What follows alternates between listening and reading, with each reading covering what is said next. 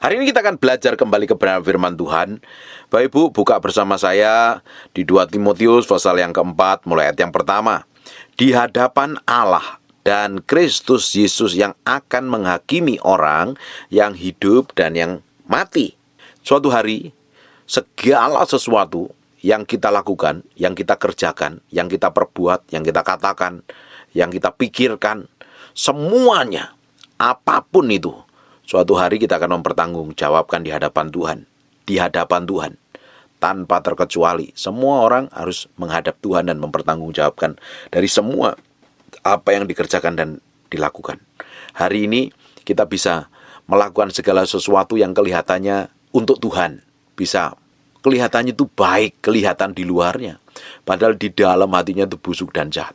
Kita bisa hari ini membenarkan kehidupan kita, kelakuan kita, tindakan kita dengan cara kita sendiri, seakan-akan memang kita ini layak dan benar di hadapan Tuhan. Suatu hari kita akan transparan di hadapan Tuhan tanpa terkecuali, tidak ada yang bisa ditutup-tutupin. Hari ini ada orang yang melakukan dosa, bisa menutupin dosanya dengan berbagai macam cara. Melakukan aktivitas apapun yang kelihatannya rohani supaya dosanya tertutupin. Suatu hari akan ditelanjangin Tuhan. Dan kita akan menghadap Tuhan dan mempertanggungjawabkan semuanya. Jadi apapun yang kita kerjakan hari ini, apapun yang kita lakukan, apapun yang Tuhan percayakan, lakukanlah dengan segenap hati. Hidup kudus, hidup benar. Jaga hatimu, jaga pikiranmu, jaga perasaanmu. Serahkan sepenuhnya di hadapan Tuhan. Dan Tuhan akan lakukan dengan caranya. Dia akan bertindak dengan caranya yang ajaib. Dia akan bikin breakthrough, dia akan bikin terobosan. Dia akan lakukan perkara-perkara ilahi yang dahsyat dan luar biasa. Hari ini kita mesti belajar terus setiap hari dipimpin oleh Tuhan. Makanya nggak ada yang tersembunyi di hadapan Tuhan. Suatu hari akan transparan semuanya, akan terlihat jelas sebenarnya apa sih motivasi hati kita. Motivasi hati kita hari ini nggak terlihat, nggak kelihatan. Kita bisa tutupin motivasi kita yang serakah, yang jahat, yang mau duit, yang mau dipuji orang, yang mau dapat pengagungan orang, dapat aplaus, tepuk tangan orang, mengejar dihormati orang lain. Suatu hari kita nggak bisa tutupin. Hari ini kita bisa tutupin. Bahkan kita pelayanan hanya fokusnya untuk uang pun hari ini kita bisa tutupin loh. Kita nipu, kita bisa bohong, kita bisa pakai ayat manapun untuk membenarkan semua tindakan kita. Padahal itu nggak benar di hadapan Tuhan. Suatu hari nggak ada bisa ditutupin. Dan kita pun harus mempertanggungjawabkan di hadapan Tuhan tanpa terkecuali. Di hadapan Allah dan Kristus Yesus yang akan menghakimi orang yang hidup dan yang mati. Aku berpesan dengan sungguh-sungguh kepadamu demi pernyataannya dan demi kerajaannya. Penting sekali ternyata Tuhan punya maksud dan tujuan dari semua apapun yang kita kerjakan, yang kita lakukan, atas penyertaannya, atas berkatnya. Bahkan Tuhan punya tujuan atas hidup kita sendiri. Suatu hari kita ini harus berjalan dalam ketepatan ilahi, menggenapi apa yang Tuhan tetapkan dalam kehidupan kita. Kalau kita ini berjalan seperti yang Tuhan mau. Kalau kita ini berjalan seperti yang kita mau, kita mementingkan kepentingan kita sendiri, bukan mementingkan kepentingan kerajaan Allah. Tuhan tuh punya tujuan dalam setiap kehidupan kita. Tuhan punya maksud dari semua apapun yang Tuhan tetapkan dalam kehidupan kita. Ujungnya itu untuk kepentingan kerajaan Allah, bukan untuk kepentingan diri kita sendiri. Hanya orang yang mati terhadap dirinya sendiri, hanya orang yang pikul salib sangkal dirinya, mengikut Tuhan, hidup benar di hadapan Tuhan, dia akan ngikutin, bahkan dia akan mementingkan kepentingan kerajaan Allah dibanding dengan kepentingannya sendiri. Tapi kalau orang itu mementingkan kepentingannya sendiri, dia nggak peduli dengan rencana Tuhan dalam hidupnya. Yang penting dia bisa makan, yang penting dia bisa hidup, yang penting dia bisa melakukan ini dan itu, yang penting dia melakukan apapun seperti yang dia mau dan inginkan, yang penting tercukupin dan hidup enak. Tapi dia nggak pernah berpikir bahwa surga punya tujuan dalam kehidupan kita. Kerajaan Allah itu punya maksud dan tujuan dari semua apapun yang kita kerjakan, yang kita lakukan. Sampai hari ini kita diberikan kebaikan, kemurahan, berkat, umur panjang, sehat, sejahtera. Artinya Tuhan belum selesai dengan hidup kita. Dan Tuhan akan terus berkarya melalui kehidupan kita untuk menyatakan hidup kita mau dipakai untuk kepanjangan tangan Allah. Menjadi representasi dari kerajaan Allah di muka bumi ini. Harusnya. Tapi banyak orang kan nggak bisa nyampe ke sana. Nggak bisa menjadi representasi kerajaan Allah di muka bumi. Karena apa? Fokusnya pada diri sendiri. Orang kalau fokusnya pada diri sendiri ya jadi egois, jadi pemarah, jadi sombong, jadi angkuh, keras kepala, benernya sendiri, maunya sendiri, nggak bisa ditegur, nggak bisa dinasihatin. Nah, orang-orang kayak begini ini nggak bisa dipakai kerajaan Allah menjadi kepanjangan tangannya. Kita harus menaruh hati kita, hidup kita ini sepenuhnya di hadapan Tuhan. Baru Tuhan akan bekerja dengan caranya yang ajaib, mengurapin kita, memberkatin kita, memakai hidup kita untuk kemuliaan dan kejayaan Yesus Kristus di muka bumi ini. Kita menjadi representasi dari kerajaan Allah. Nah, Tuhan punya maksud dan tujuan. Ayat yang kedua, beritakanlah firman. Siap sedialah baik atau tidak baik waktunya. Nyatakanlah apa yang salah. Ini nggak gampang ini. Beritakan firman baik atau nggak baik. Memang panggilan kita untuk menyatakan kebenaran firman Tuhan kok. Kalau A dibilang A, kalau B bilang B. Hanya orang yang hidupnya benar, hidupnya kudus bisa khotbah tentang kekudusan. Kalau orang hidupnya ngaco, hidupnya berzina, bagaimana khotbah tentang kekudusan? Firman itu nemplak dia, hajar kita, hantam dirinya sendiri kok. Perhatikan kalau ada hamba Tuhan nggak pernah khotbah tentang kekudusan, kesucian, jangan-jangan motivasi hatinya jahat, buruk itu. Meski dicek hari ini kan banyak hamba Tuhan khotbah tentang berkat. Khotbah tentang berkat itu nggak salah. Tapi jemaat nanti kalau dicekoin seperti itu nanti dinina bubukkan, padahal ada hal yang lain yang lebih mulia yang harus diajarin ke jemaat. Pikul salib sangkal diri, mati daging supaya didapatin berkenan di hadapan Tuhan. Kalau tidak, nanti jemaatnya nggak bertumbuh di dalam Tuhan. Kita harus beritakan firman, siap sedia baik atau tidak baik waktunya, harus beritakan firman. Injil, firman itu berbicara tentang kerajaan Allah, otoritasnya, kuasanya, caranya kerja, peraturannya yang harus diikutin supaya kerajaan Allah itu manifestasi di muka bumi ini. Hanya orang yang hidup takut akan Tuhan, dia akan tahu hidup dalam otoritas Tuhan. Hanya orang yang hidup benar, hidup kudus, hidup suci yang Tuhan bisa pakai hidupnya untuk menjadi representasi dari kerajaan Allah di muka bumi ini.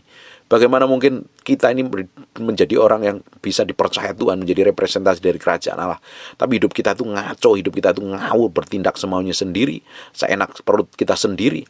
Mana mungkin Tuhan bisa percayakan? Kita harus dapatin menjadi dutanya Kristus, jadi utusannya Kristus, menjadi orang kepercayaannya Tuhan di muka bumi ini. Nah, Tuhan akan limpahi hikmat, pengertian, pengetahuan, kuasa, dan otoritas. Kita harus memberitakan Injil tentang kabar baik, Injil kerajaan Allah, Injil kebenaran Allah, bukan Injil yang ditutupin dengan segala macam hanya untuk mementingkan kepentingan sendiri. Karena banyak dari kita itu bisa loh pakai ayat untuk kepentingan kita sendiri, untuk membenarkan diri sendiri itu bisa. Tapi kita ini harus transparan di hadapan Tuhan, nggak ada yang ditutupin. Saya bilang harus transparan hidup kita di hadapan Tuhan. Jangan dosa, kalau melakukan dosa ya akuin, bertobat. Jangan dosa ditutupin dengan pakai ayat yang lain untuk membenarkan diri. Percuma dan sia-sia. Nyatakanlah apa yang salah. Yang salah yang dinyatakan salah, nggak perlu ditutupin. Dosa adalah dosa. Dosa ujungnya kan maut, dalam kebinasaan, harus dinyatakan. Salah dinyatakan salah. Nggak perlu diperhalus lagi. Salah harus dikatakan salah, tegurlah.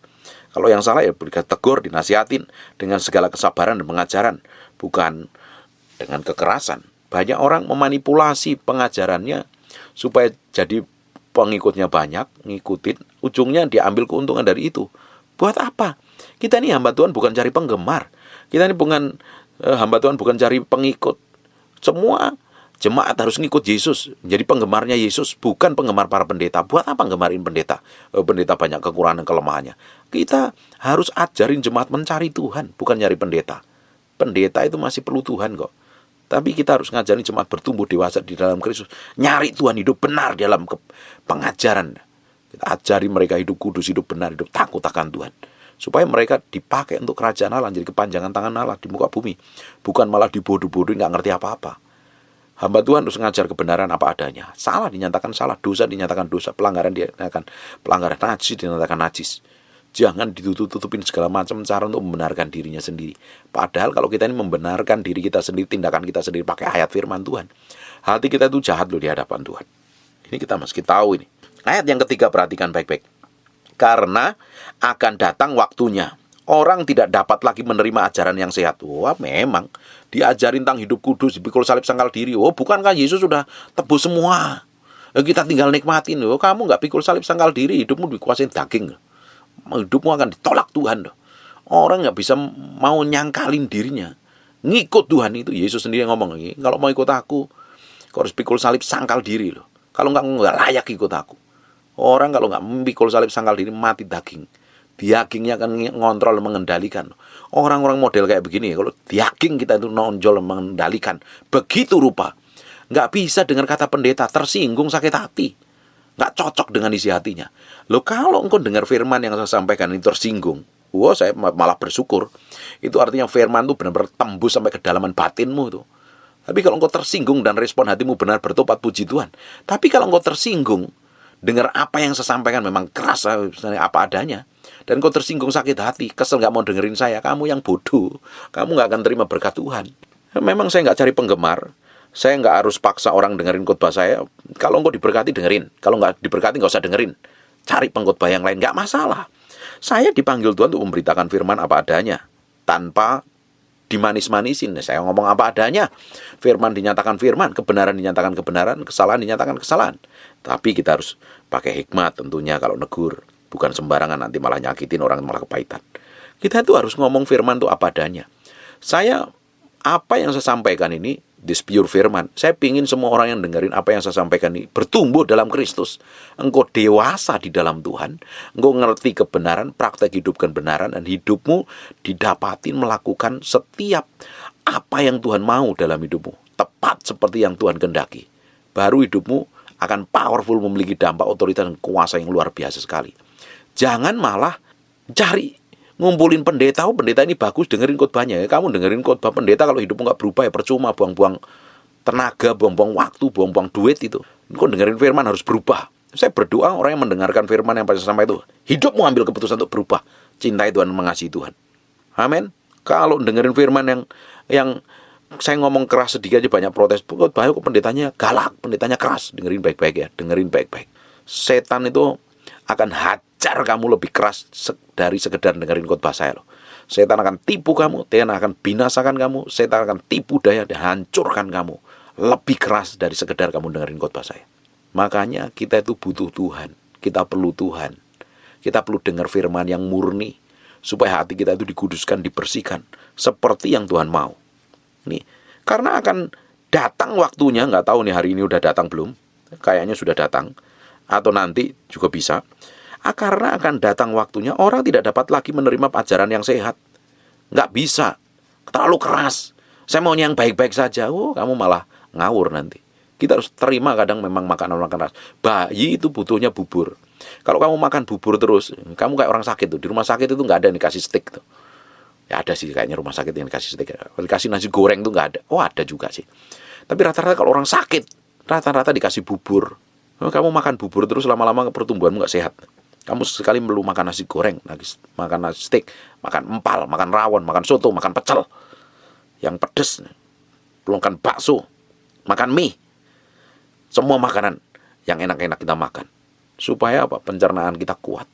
Kita dapat nutrisi yang baik, nutrisi yang sehat, dan kita bertumbuh. Tapi kalau dengar pengajaran yang keras aja udah jerat-jeritan. Kok keras kayak begini, ditegur, nggak terima, marah. Sakit hati, kepahitan. Kamu tuh mau jadi apa? Orang Kristen kok mau dengar firman yang baik-baik saja. Dengerin pendeta ini lo ngomongnya baik, berkat-berkat terus. Lama-lama kamu malah binasa nanti. Sekali kita perlu diajari hidup takut akan Tuhan. Hidup dalam kesucian. Hidup bayar harga. Hidup dalam kekudusan. Baru hidupmu kita akan kenal Tuhan secara sempurna. Dan hidup kita didapatin berkenan di hadapan Tuhan. Tetapi mereka akan mengumpulkan guru-guru menurut kehendaknya dan memuaskan keinginan telinganya. Ngundang nih pendeta yang baik-baik ngomongnya, yang gak nyakitin, yang ngomongnya manis-manis, yang menghibur, yang motivasi. Jangan khotbah keras-keras pak. Nanti jemaat yang kaya-kaya itu nabur karena tersinggung. Banyak orang ngomong begitu. Tapi puji Tuhan, engkau sudah rajin dengerin khotbah saya di YouTube nih, bagus sekali. Artinya engkau harus berubah ke arah Yesus Kristus karena saya ngomong apa adanya. Kalau engkau dengerin khotbah tersinggung, artinya itu manusia rohmu sehat, dan engkau harus ambil keputusan untuk bertobat dan berubah seperti yang Tuhan mau. Saya ini adalah orang yang sangat menikmatin khotbah saya. Setiap saya khotbah saya dengerin. Saya belajar banyak hal dari apa yang saya sampaikan. Saya sendiri aja diberkati dari apa yang saya sampaikan. Karena ketika saya sampaikan seperti ini, bisa saja ada urapan yang mengalir sehingga Tuhan taruh perkataan hikmat pengertian dari keluar mulut saya. Makanya saya ngomong kadang nyakitin bagi orang yang berdosa ya. Tapi kalau hidupmu udah benar di hadapan Tuhan, kamu terima makanan ini makanan sehat kok. Kita harus dengar firman. Mau yang berkat, saya pernah ngajarin berkat hidup berkelimpahan kok. Cari aja di YouTube itu. Hidup dalam berkelimpahan itu harus sebagai orang percaya supaya kita bisa memberkati orang lain. Karena kita nggak bisa memberi apa yang tidak kita pernah punya, milikin loh. Kita kalau diberkatin Tuhan dalam kelimpahan, kita bisa memberi makan orang miskin, memberkati banyak orang. Tapi kalau kita kekurangan, ya kita bagaimana memberkati orang lain? Jangan alergi dengan hidup berkelimpahan. Jangan alergi dengan pengajaran hidup berkelimpahan. Ada di Alkitab kok, nggak masalah itu. Tapi harus berimbang. Kau juga harus dapat pengajaran. Pikul salib, sangkal diri, matiin daging dan hawa nafsumu. Biar fokusmu tuh sama Tuhan, bukan hanya sekedar berkat. Saya sudah ngomong berkali-kali bahwa berkat materi itu adalah berkat paling receh yang Tuhan berikan kepada kita. Ada berkat yang lain. Hidupmu berubah, karaktermu berubah, kelakuan berubah, hidupmu dipulihkan, hidupmu akan dipakai memulihkan orang lain. Itu yang powerful dan dahsyat. Jangan kalau ngomong berkat diukur dengan materi, dengan berapa banyak mobilmu, seberapa mewah dan mahalnya harga mobilmu, rumahmu di mana, asetmu berapa, deposito berapa. Itu keberhasilan seperti orang dunia. Keberhasilan kita ini didapat hidup berkenan di hadapan Tuhan. Hidup berkenan di hadapan Tuhan. Itu baru berhasil. Kalau kita hidup mengikuti kebenaran firman, tepat seperti yang Tuhan, itu baru sukses dan berhasil. Kalau hidupnya benar di hadapan Tuhan, pasti berkat secara materi itu ngikutin kita kok. Makanya Alkitab kan ngomong kan, cari dahulu kerajaan Allah dan kebenarannya, maka semuanya akan ditambahkan kepadamu. Bukan pertambahan yang kita kejar-kejar. Salah persepsi itu, salah tujuan kalau kita ngejar pertambahannya. Ini ada orang-orang yang sukanya tuh ngundangin pendeta yang ngomongnya manis-manis, memotivasi, ayo maju tak gentar, ayo maju terus ya Bu ya, maju ya kok, maju ya Ci, maju tak gentar, nggak tahu maju kemana. Kita harus tahu, pengajaran yang saya akan mengajarin Bapak Ibu, hidup benar, hidup takut akan Tuhan, hidup dekat dengan Tuhan, hidup setia dengan pasanganmu, hidup kudus, hidup takut akan Tuhan, hidup bayar harga untuk menyenangkan hati Tuhan, pikul salib sangkal diri. Itu firman yang benar itu. Tapi ada orang-orang nih kalau dengar pengajaran kayak begitu tuh, ayat yang keempat, mereka akan memalingkan telinganya dari kebenaran dan membukanya bagi dongeng. Ini ada orang-orang begini, kalau udah tahu salah ya, dengar khotbah yang nyinggung itu nggak terima. Jangan dengerin pendeta ini, nyakitin, nggak terima. Oh, kamu ini orang ngawur. Orang-orang model kayak begini ini, mereka memalingkan telinganya dari kebenaran dan membuka baginya dongeng. Dengerin mau ke pengkhotbah yang manis-manis ngomongnya. Kalau sudah pengkhotbah itu dulunya ngomong manis, waktu sesekali dia khotbah nyinggung perasaannya, dia nggak suka lagi. Yang rugi kamu loh. Pendeta itu tetap diberkatin. Kamu yang rugi. Kalau hari ini kau dengar firman tersinggung, tertemplak, itu Tuhan artinya bicara sama kamu. Ambil keputusan untuk berubah dan bertobat. Tuhan mau pulihkan hidupmu. Tuhan mau berkatin kamu. Jangan malah kepahitan sama pendeta. Wong pendeta dipakai Tuhan mulutnya untuk ngomong kebenaran, kamu sakit hati kepahitan. Yang rugi ya kamu. Ya kita mesti belajar pakai hikmat dulu. Jadi orang Kristen pintar gitu loh. Pakai hikmat. Orang kok kepahitan sama pendeta, sama pengkhotbah, rugi kamu. Pendetanya tetap diberkati, kamu nggak diberkati. Ayat yang kelima perhatikan ya. Tetapi kuasailah dirimu dalam segala hal. Kita harus mengawasi diri. Beberapa hari ini saya belajar saya bahas tentang menguasai diri, mengendalikan mulut, mengendalikan lidah. Kita harus menguasai diri dalam segala hal. Sabarlah menderita. Kalau lagi dalam tes padang gurun, dalam ujian padang gurun, alami masalah persoalan, relax, enjoy, sabar, nikmatin bersama Tuhan. Wis ora usah nggerutu, enggak usah ngomel. Tetap lakukan pekerjaan pemberita Injil dan tunaikanlah tugas pelayananku. Pelayananku. Tunaikan tugas pelayananmu. Mengenai diriku, darahku sudah mulai dicurahkan sampai persembahan dan saat kematianku sudah dekat.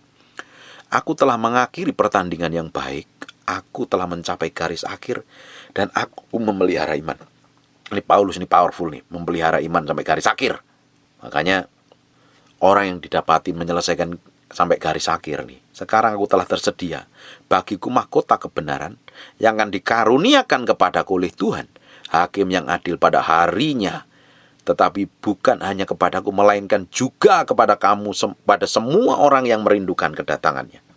Ini penting nih. Kekristenan yang sejati, kekristenan yang menghidupin firman tanpa kompromi. Salah dinyatakan salah, benar dinyatakan benar. Hidup kita akan dibawa ke dalam level iman yang berbeda. Jangan cari pendeta yang nyenengin kamu. Saya perhatikan ya, orang tanya itu orang-orang yang pernah dekat dengan saya. Semakin dekat dengan saya, semakin saya sering ngomelin loh. Kalau engkau salah, saya terus terang. Terus terang. Karena saya mengasihi kamu, saya akan ngomong terus terang ya. Kadang salah ya saya tegur. Saya nggak akan ngomong manis-manis. Orang salah kok dimanis-manis. Ya, salah bertobat, berubah menjadi seperti Yesus. Supaya hidupmu benar. Kalau kita ini udah salah, tapi dibiarkan saja, hidupmu tambah ngelantur, ngawur, nyakitin banyak orang. Yang luka siapa? Banyak orang, nyakitin banyak orang. Justru kita mau belajar, hidup kita diubahkan hari demi hari menjadi serupa dengan Tuhan. Amin. Dengerin pengajaran yang sehat, itu membuat jiwamu sehat. Jangan jadi orang mau benernya sendiri. Pendeta ini gak bagus. Kenapa gak bagus? Nyinggung perasaan saya, nyinggung hidup saya. Orang kamu yang singgung bukan pendeta, kamu disinggung oleh firman Tuhan yang dipakai mulutnya pendeta itu. Kalau engkau ini tersinggung dengerin apa yang saya sampaikan ya, sampai kesel gitu ya, kok pendeta ini ngomong begini. Lah saya kan gak kenal kamu. Saya tuh nyampaikan apa yang Tuhan taruh di dalam hati saya omongin. Kalau kamu tersinggung berarti Tuhan ngomong sama kamu. Ambil keputusan bertobat dan berubah seperti yang Tuhan mau gitu loh. Orang gak capek makanya melakukan dosa terus, gak capek berzina terus, gak capek selingkuh terus, gak capek jadi orang munafik, gak capek nyakitin pasanganmu terus. Ini waktunya bertobat dulu. Cari Tuhan, kenalin Tuhan, hidup ngikutin apa yang Tuhan mau, berjalan dalam ketepatan Tuhan. Hidup kita akan dipakai Tuhan secara ajaib dan luar biasa. Amin. Saya berdoa, engkau yang sedang mendengarkan firman ini, hatimu dijamah Tuhan, hidupmu berubah semakin hari semakin menyerupai Yesus Kristus Tuhan. Semakin diubah. Izinkan Tuhan koreksi sampai kedalaman batinmu.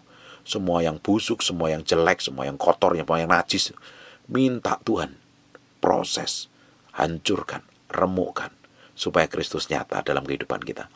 Yang kita kejar itu bukan hanya sekedar, oh ya lu baik ya, oh sukses ya, hari ini dipuji orang. Itu bukan apa-apa. Yang kita kejar itu kalau Tuhan ngomong, masuklah hambaku yang berkenan, masuklah dalam meja perjamuan kawin anak domba. Kita lu pingin didapatin Tuhan berkenan di hadapan Tuhan dari semua tindakan apapun yang kita kerjakan hari ini. Yang kita kejar pribadi Tuhan, bukan perkenanan orang. Amin. Tutup matamu, tutup Alkitabmu, kita berdoa. Pada dalam nama Yesus, buat anugerahmu kami mengucap syukur. Buat kesetiaanmu kami mengucap syukur. Buat berkatmu kami mengucap syukur. Pimpin terus kami berjalan mengikuti kehendakmu seperti yang kau mau. Terus bawa kami dalam waktu yang enak tidak enak, kami tetap memelihara iman kami sampai garis akhir dan memberitakan Injil kebenaran. Dapat di hati kami benar di hadapanmu ya Tuhan. Dalam nama Yesus, berkati semua yang mendengar firman ini. Kami materaikan firman-Mu dengan darah Yesus. Terbadalah batin kami yang dalam, menjadi berkat dan nama Tuhan dipermuliakan. Dipermuliakan. Kamu berdoa untuk orang yang sakit, orang yang lemah, Tuhan berkati mereka semuanya tanpa terkecuali. Oleh bilur Yesus, darah Yesus, jadilah engkau cair dan engkau sehat. Dalam nama Yesus kami berdoa mengucap syukur. Haleluya. Amin. And God bless you.